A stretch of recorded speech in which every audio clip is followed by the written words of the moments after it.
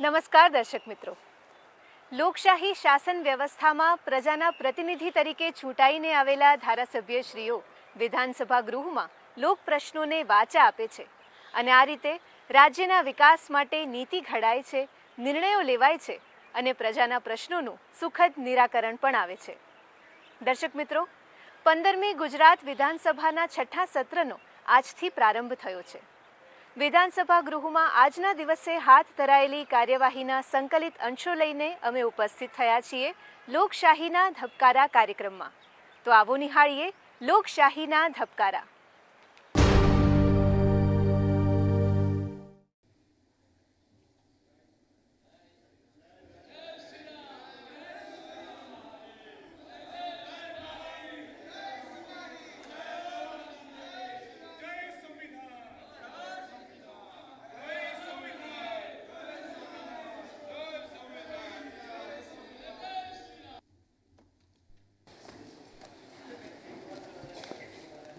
હવે હું માન્ય રાજ્યપાલશ્રીને વિનંતી કરું છું કે તેઓ શ્રી આ સભાગૃહને સંબોધન કરે।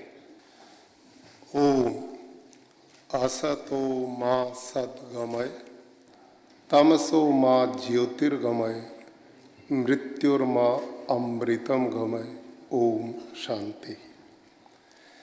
आदरणीय विधानसभा के माननीय अध्यक्ष महोदय, सम्मानित सभी सदस्यगण, 15वीं गुजरात विधानसभा के छठे सत्र के मंगल प्रारंभ पर मैं आप सभी का हार्दिक स्वागत करता हूं।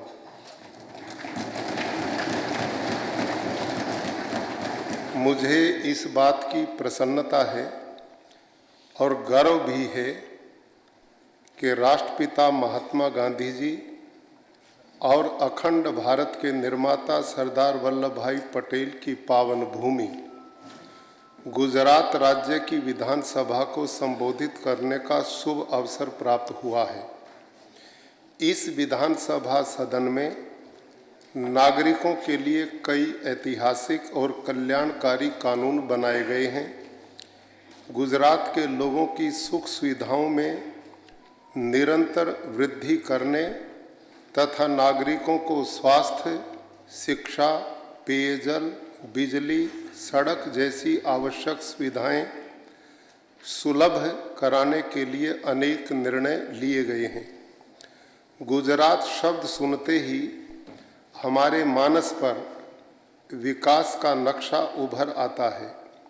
गुजरात के इतने वर्ष के इतिहास में पिछले 2.5 दशक का शासनकाल गुजरात के स्वर्ण युग के रूप में लोक हृदय में अंकित हो गया है। यह यात्रा आज भी उतनी ही तेज गति से आगे बढ़ रही है। राज्य में प्रत्यक्ष दिखाई देने वाला विकास आम जनता को सुख, शांति, समृद्धि और सुरक्षा की अनुभूति तथा शासन की संवेदनशीलता और पारदर्शिता की अनुभूति कराता है। यह सब गुजरात ने देखा, जाना और अनुभव किया है। भारत के संविधान के अंगीकरण के 75 वर्ष पूर्व होने के अवसर पर संविधान को हम केवल एक पुस्तक के रूप में न देखें, बल्कि संविधान की राष्ट्रहित सर्वोपरि की भावना को अपनी जीवन शैली बनाएं। इस वर्ष इस अवसर के परिप्रेक्ष्य में भारत के यशस्वी प्रधानमंत्री श्री नरेंद्र भाई मोदी जी की प्रेरणा से हमारा संविधान, हमारा स्वाभिमान विचार के साथ अमृत काल का संविधान दिवस देश भर में मनाया गया। संविधान के निर्माण और अंगीकरण में डॉक्टर बाबा साहेब अम्बेडकर के अमूल्य योगदान के साथ साथ सरदार वल्लभ भाई पटेल, कन्हैयालाल मुंशी और हंसाबेन मेहता जैसे गौरवशाली गुजरातियों के योगदान को भी मैं स्मरण करता हूँ। प्रधानमंत्री श्री नरेंद्र भाई मोदी जी सरदार साहब के एक भारत श्रेष्ठ भारत के सपने को साकार करने का सफल प्रयास कर रहे हैं। सरदार साहब की 150वीं जयंती को पूरे देश में वर्ष भर भव्यता के साथ मनाया जाएगा। जिस प्रकार एक सूत्र में मोती पिरोकर माला बनाई जाती है, उसी प्रकार सरदार वल्लभ भाई पटेल ने राजे रजवाड़ों को एकता के सूत्र में बांधकर भारत की संप्रभुता को मूर्त रूप दिया। भारत भूमि ने ऐसे मानव रत्नों को जन्म दिया है जिन्होंने न केवल भारत के भाग्य को स्वर्ण अक्षरों में लिखने का काम किया है, बल्कि उसमें नए अध्याय भी जोड़े हैं। सैकड़ों वर्षों की गुलामी के अंधेरे में गर्त से बाहर निकालकर भारत के नागरिकों को आज़ादी की रोशनी भेंट करने में सरदार वल्लभ भाई पटेल का बहुत महत्वपूर्ण योगदान है। यही कारण है कि उन्हें असरदार सरदार कहना कोई अतिशयोक्ति नहीं होगी। जैसे जलता हुआ दीपक अंधकार को दूर कर सब प्रकाशमान कर देता है, वैसा ही भागीरथ कार्य सरदार साहब ने किया है। भारत वर्ष के इतिहास में वनबंधु समुदाय का अद्वितीय योगदान रहा है। उसमें भी स्वतंत्रता संग्राम में जिनका नाम प्रमुखता से लिया जाता है, ऐसे भगवान बिरसा मुंडा के लिए लोगों के दिलों में काफ़ी सम्मान है। इसे विशेष स्वरूप देते हुए वर्ष 2021 से समग्र भारत में 15 नवंबर को भगवान बिरसा मुंडा की जयंती जनजातीय गौरव दिवस के रूप में मनाई जाती है। वर्ष 2024 में भगवान बिरसा मुंडा की 150वीं जन्म जयंती जनजातीय गौरव दिवस का राज्य स्तरीय समारोह आदिवासी बहुल डांग के आह्वा में आयोजित किया गया।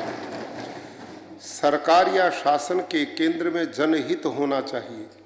केवल जनहित को ध्यान में रखकर संचालित होने वाली शासन प्रणाली को ही सही मायने में सुशासन माना जा सकता है। पूर्व प्रधानमंत्री भारत रत्न अटल बिहारी वाजपेयी के जन्म दिवस 25 दिसंबर को प्रधानमंत्री श्री नरेंद्र भाई मोदी जी की प्रेरणा से वर्ष 2014 से सुशासन दिवस के रूप में मनाया जा रहा है। वर्ष 2024 का सुशासन दिवस जन सेवा, जन कल्याण और रोजगार अवसरों का उत्सव बन गया है।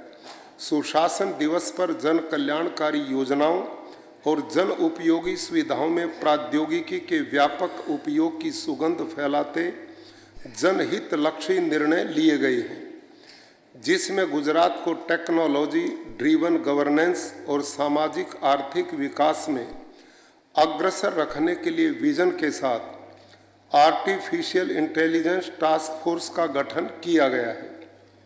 गुजरात के सामान्य जन सदैव राज्य सरकार के हृदय स्थान पर रहे हैं। सरकार की कार्य नीति और निर्णयों ने हमेशा जन संवेदना प्रतिबिंबित होती है। मुख्यमंत्री श्री भूपेंद्र भाई पटेल जी के नेतृत्व में गुजरात सरकार के पिछले 2 वर्ष सेवा, संकल्प और समर्पण के रहे हैं। राज्य सरकार ने आज़ादी के अमृत काल में अमृत समान योजनाओं के माध्यम से लोगों को अधिकतम सुख पहुंचाया है। मुख्यमंत्री जी के नेतृत्व में राज्य सरकार ने प्रधानमंत्री जी के संकल्प के अनुरूप राज्य के विकास में तमाम योजनाओं और कार्यक्रमों में ज्ञान अर्थात गरीबों, युवाओं, अन्नदाताओं और नारी शक्ति के उत्कर्ष और उत्थान पर ध्यान केंद्रित किया है।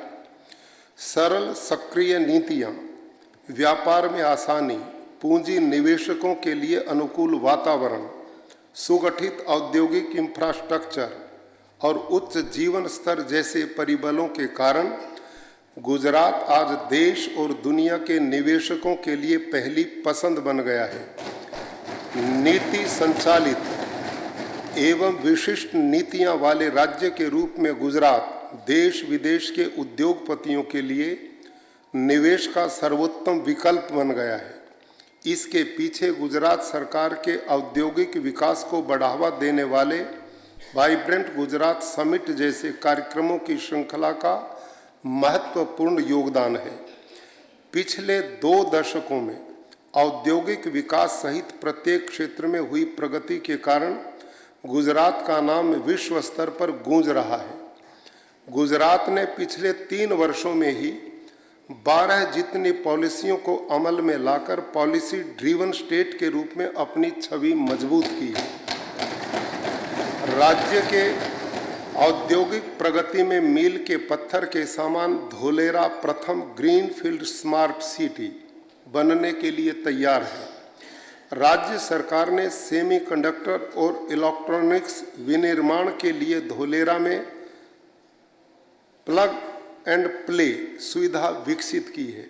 जब बुनियादी ढांचे और प्रौद्योगिकी की बात आती है तो सेमीकंडक्टर क्षेत्र में आत्मनिर्भरता के लिए इंडिया सेमीकंडक्टर मिशन में गुजरात के योगदान को याद करना ही पड़ेगा। मुख्यमंत्री श्री भूपेंद्र भाई पटेल जी के नेतृत्व में राज्य सरकार ने गुजरात सेमीकंडक्टर नीति की घोषणा की है। देश भर के राज्यों में सबसे पहली सेमीकंडक्टर नीति गुजरात में लागू की है। राज्य ने सौर ऊर्जा के जनसाधारण उपयोग और सौर विस्तार के लिए रूफटॉप सोलर को भी लगातार प्रोत्साहन देकर कुल 4,822 मेगावाट स्थापित क्षमता के साथ देश भर में प्रथम स्थान प्राप्त किया है। केंद्र सरकार की प्रधानमंत्री सूर्य घर निःशुल्क बिजली योजना के तहत राज्य में ज़्यादा से ज़्यादा रूफटॉप सोलर क्षमता स्थापित करने के लिए सरकार लगातार प्रयासरत है। विकसित भारत के लिए विकसित गुजरात के ध्येय मंत्र के साथ राज्य सरकार ने विकसित Gujarat at 2047 dynamic document road map तैयार किया है। अर्निंग वेल लिविंग वेल के 2 मुख्य स्तंभों पर आधारित इस रोड मैप द्वारा राज्य के लोगों का जीवन स्तर सुगम और सर्वोत्तम बनाने तथा उनकी समृद्धि को अर्थव्यवस्था में सहभागी बनाने के लिए लक्ष्य के साथ राज्य सरकार आगे बढ़ रही है। माननीय प्रधानमंत्री श्री नरेंद्र भाई मोदी जी की जन्मस्थली वडनगर में प्राचीन नगर की पुरातत्वीय विरासत को प्रदर्शित करते हुए आर्कियोलॉजिकल अनुभवात्मक संग्रहालय का लोकार्पण केंद्रीय गृह मंत्री श्री अमित भाई शाह जी द्वारा किया गया। वडनगर का म्यूजियम न केवल वडनगर की प्राचीन संस्कृति को प्रदर्शित करता है बल्कि व्यापार, नगर नियोजन, शिक्षा और शासन व्यवस्था में इसके योगदान को भी दर्शाता है। इस म्यूजियम ने वडनगर की 2500 वर्ष की यात्रा को जीवंत करने का कार्य किया है। वडनगर में जिस विद्यालय में माननीय प्रधानमंत्री जी ने अभ्यास किया था उसे प्रेरणा स्कूल ऑफ एक्सपीरियंशियल लर्निंग प्रेरणा केंद्र के रूप में विकसित किया गया है। इस केंद्र में विद्यार्थियों को योगासन, प्राणायाम, भारत की भव्य विरासत, भारतीय ज्ञान प्रणाली, विभिन्न मानवीय मूल्यों, आधुनिक भारत की पहल और टेक्नोलॉजी का ज्ञान दिया जाता है।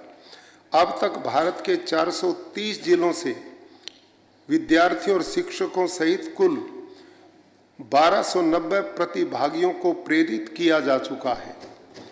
76वें गणतंत्र दिवस के अवसर पर आयोजित परेड में विभिन्न राज्यों की झांकी में से गुजरात सरकार की आनर्तपुर से एकता नगर तक विरासत से विकास का अद्भुत संगम थीम पर आधारित टैब्लो को लोकप्रियता श्रेणी में प्रथम स्थान हासिल हुआ है। इस प्रकार गणतंत्र दिवस के अवसर पर आयोजित परेड में लोकप्रियता श्रेणी में गुजरात के टैब्लो ने लगातार तीसरे वर्ष प्रथम स्थान हासिल किया है। यह हम सब के लिए गर्व की बात है। कृषि किसान कल्याण भारतीय सभ्यता में अन्न को भगवान और किसान को अन्नदाता, जगत पिता के रूप में माना गया है। भारतीय संस्कृति और जीवन शैली में कृषि केंद्र स्थान पर रही है। भारत एक कृषि प्रधान देश के रूप में पहचाना जाता है। आज भारत की गति प्रगति की जड़ें किसानों ने ही सींची हैं। कृषि प्रधान देश में कृषि क्रांति और कृषि क्षेत्र में चमत्कार जैसे परिवर्तन सृजित कर गुजरात ने अन्य राज्यों को एक नई दिशा और नया दृष्टिकोण दिया है। प्रकृति के मूल में जो सिद्धांत आधारित हैं, कम लागत वाली खेती ही प्राकृतिक खेती है। प्राकृतिक खेती आज समय की मांग है। कई किसान प्रकृति को पोषित करने वाली प्राकृतिक खेती को अपनाकर आनंदित हो रहे हैं और भरपूर फसल प्राप्त कर रहे हैं। रासायनिक खेती से मुरझा चुकी धरती माता को प्राकृतिक खेती के चलते राहत मिली है। प्राकृतिक खेती को उच्च प्राथमिकता देकर यशस्वी प्रधानमंत्री श्री नरेंद्र भाई मोदी जी ने भारत के उज्जवल भविष्य के लिए पर्यावरण, प्रकृति और समस्त मानव जाति का ध्यान रखा है। मैं उनके निर्णय का हार्दिक प्रसन्नतापूर्वक स्वागत करता हूं। गुजरात के मुख्यमंत्री श्री भूपेंद्र भाई पटेल जी के नेतृत्व में गुजरात प्राकृतिक कृषि क्षेत्र में पूरे भारत के लिए एक मॉडल राज्य बनने जा रहा है। गुजरात में प्राकृतिक कृषि का दायरा बढ़े, राज्य के किसानों में प्राकृतिक खेती के प्रति जागरूकता आए और गुजरात के युवा प्राकृतिक खेती के क्षेत्र में शिक्षा प्राप्त कर सकें। इस उद्देश्य के साथ विश्व के पहले और एकमात्र गुजरात प्राकृतिक कृषि विज्ञान विश्वविद्यालय की स्थापना की गई है। मेरी सरकार बागवानी उत्पादन को बढ़ावा देने के लिए बागवानी फसलों की बुआई से लेकर कटाई के बाद के प्रबंधन तक विभिन्न सहायता योजनाएं लागू कर रही है। पशुपालन गुजरात राज्य के आर्थिक और सामाजिक विकास में पशुपालन और डेयरी क्षेत्र का महत्वपूर्ण योगदान है। समुद्र में नौकाओं और नाविकों की रियल टाइम जानकारी सुरक्षा एजेंसियों को एक क्लिक पर प्रदान करने हेतु एक ऑनलाइन टोकन प्रबंधन प्रणाली विकसित की गई है। मछली पकड़ने वाली 20 मीटर से कम लंबाई की यांत्रिक नाव में प्रयुक्त हाई स्पीड डीजल पर बिक्री कर राहत योजना के अंतर्गत वर्ष 2023-24 के दौरान डीजल कार्ड धारक बोट मालिक मछुआरों को 209 करोड़ रुपए का भुगतान डीजल वैट राहत सहायता के रूप में किया गया है। प्रधानमंत्री मत्स्य संपदा योजना भारत सरकार की 20,050 करोड़ रुपए की पंचवर्षीय फ्लैगशिप योजना है, जिसके तहत अब तक भारत सरकार द्वारा गुजरात राज्य की कुल 955 करोड़ 10 लाख रुपए की परियोजनाओं को मंजूरी दी गई है। सहकारिता सहकार से समृद्धि के सूत्र के साथ सहकारी क्षेत्र में आगे बढ़ने के कार्य मंत्र से गुजरात सरकार सहकारी क्षेत्र को और अधिक सक्षम बनाने के लिए काम कर रही है। सहकारिता की भावना गुजरातियों के स्वभाव और संस्कार में सहज रूप से अंतर्निहित है। आज सहकारिता आंदोलन ग्रामीण एवं कृषि अर्थव्यवस्था सहित देश के अनेक क्षेत्रों में महत्वपूर्ण योगदान दे रहा है। देश में सहकारिता के क्षेत्र को और अधिक मजबूत एवं गतिशील करने का संकल्प केंद्र सरकार के अनेक नीतिगत निर्णयों में परिलक्षित होता है। गांव में कारित सहकारी समितियां और किसानों को सशक्त बनाने तथा गांव को अधिक समृद्ध बनाने के लिए कई दूरदर्शी निर्णय सहकारिता विभाग ने लिए हैं, जैसे कि महिलाओं और किसानों के बैंक खाते खोलकर डीबीटी के माध्यम से प्रत्यक्ष लाभ प्रदान करने का क्रांतिकारी कदम उठाया गया है। प्राथमिक कृषि ऋण सहकारी समितियां गांव स्तर पर प्राथमिक कृषि ऋण सहकारी समितियां सामान्य सेवा केंद्रों के माध्यम से लोगों को राशन कार्ड, ड्राइविंग लाइसेंस आवेदन, बिजली बिल, मोबाइल बिल भरने जैसी विभिन्न सुविधाएं प्रदान कर रही है। इस प्रकार की सभी डिजिटल सेवाएं देश के समग्र विकास को गति देंगी। राज्य में सभी प्राथमिक कृषि ऋण सहकारी समितियों के मॉडल बायलॉज को अपनाया गया है। राज्य के सभी प्राथमिक कृषि ऋण सहकारी समितियों को आधुनिक कंप्यूटरीकृत प्रणाली से सुसज्जित किया जा रहा है। जल प्रबंधन, 12 मासी नदियों की कमी हमेशा से गुजरात के लिए चिंता का विषय रही है। जल को परमेश्वर का उपहार मानकर उत्तम आयोजन द्वारा जल की समस्या के समाधान का मार्ग मेरी सरकार ने अपनाया है। पानी सिर्फ सामान्य आवश्यकता ही नहीं है, बल्कि गुजरात की समृद्धि का वाहक बने, इस दिशा में किए गए आयोजनों का आज गुजरात ही नहीं बल्कि पूरे देश की अर्थव्यवस्था पर भी प्रेरक प्रभाव दिखाई पड़ रहा है। उपलब्ध जल संसाधनों का कुशल उपयोग तथा जल संचय, जल सिंचन एवं जल प्रबंधन राज्य सरकार के मूलभूत उद्देश्य हैं। जल संचय के अंतर्गत हजारों चेक डैम, सुजलाम सुफलाम जल अभियान तथा पुरानी नहरों की मरम्मत और आधुनिकीकरण का कार्य किए जा रहे हैं। विभिन्न योजनाओं के माध्यम से राज्य में छोटे बड़े चेक डैम का निर्माण कराया गया है तथा अन्य चेक डैम के कार्य प्रगति पर है, जिनके पूर्ण होने पर अगले वर्ष अतिरिक्त 7,300 हेक्टेयर क्षेत्र को सिंचाई का लाभ मिलेगा।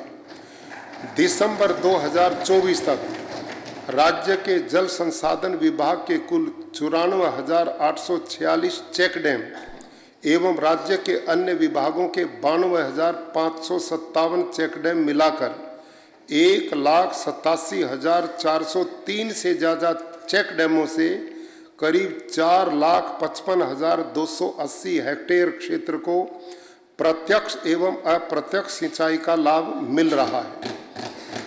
समग्र राज्य में जल संसाधनों के संग्रह का दायरा बढ़ाने के लिए पिछले 7 वर्षों में सुजलाम सुफलाम जल अभियान चलाया जा रहा है, जिसके तहत जल भंडारण क्षमता में उल्लेखनीय वृद्धि हुई है तथा जल स्तर ऊपर उठा है।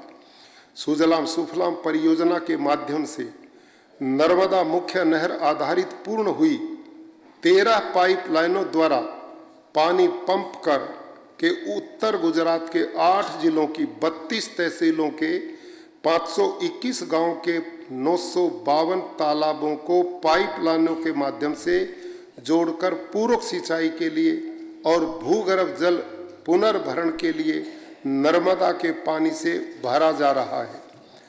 सरदार सरोवर योजना की सौराष्ट्र ब्रांच कैनाल के माध्यम से नर्मदा के अतिरिक्त जल में से 1 मिलियन एकड़ फीट पानी प्राप्त कर सौराष्ट्र क्षेत्र के 11 जिलों के 115 जलाशय भरने की महत्वाकांक्षी सौराष्ट्र नर्मदा अवतरण सोनी परियोजना की 4 लिंक पाइपलाइन के अंतर्गत 32 पैकेज के कार्य पूर्ण हुए हैं और 4 पैकेज का कार्य प्रगति पर है।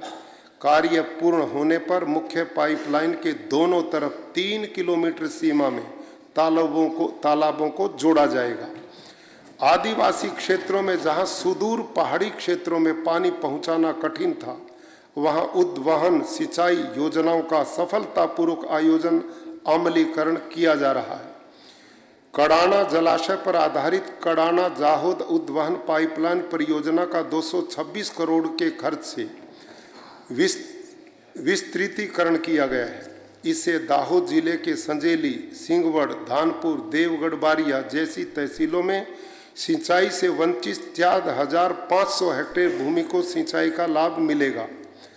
पानम जलाशय आधारित उद्वहन पाइपलाइन द्वारा पंचमहल जिले के पूर्वी क्षेत्र के शहेरा, गोधरा, कालोल और घोंगबा तहसील के 85 गांव के कुल 126 तालाबों को भरने के लिए 315 करोड़ की परियोजनाएं अभी प्रगति पर है। इससे 35,000 हेक्टेयर क्षेत्र लाभान्वित होगा। राज्य की अधिकांश सिंचाई योजनाएं 10 वर्ष पुरानी हैं, इसलिए नहरों के विस्तार, नवीनीकरण और आधुनिकीकरण का कार्य प्राथमिकता के आधार पर किया जा रहा है। दिसंबर 2024 तक 13,52,563 हेक्टेयर क्षेत्र में मौजूदा सिंचाई नहरों का नवीनीकरण, विस्तार और आधुनिकीकरण का कार्य पूरा कर लिया गया है। लोगों के स्वास्थ्य और जीवन स्तर में सुधार के लिए पर्याप्त और अच्छी गुणवत्ता वाले पेयजल की नियमित उपलब्धता सुनिश्चित करने के लिए राज्य सरकार ने भगीरथ प्रयास किए हैं। इस वर्ष 1800 करोड़ रुपए की लागत की 20 समूह जलापूर्ति योजनाओं का कार्य पूर्ण हो चुका है। इस योजना के माध्यम से कुल 506 गांवों को सतही स्रोत आधारित समूह योजनाओं में शामिल किया गया है।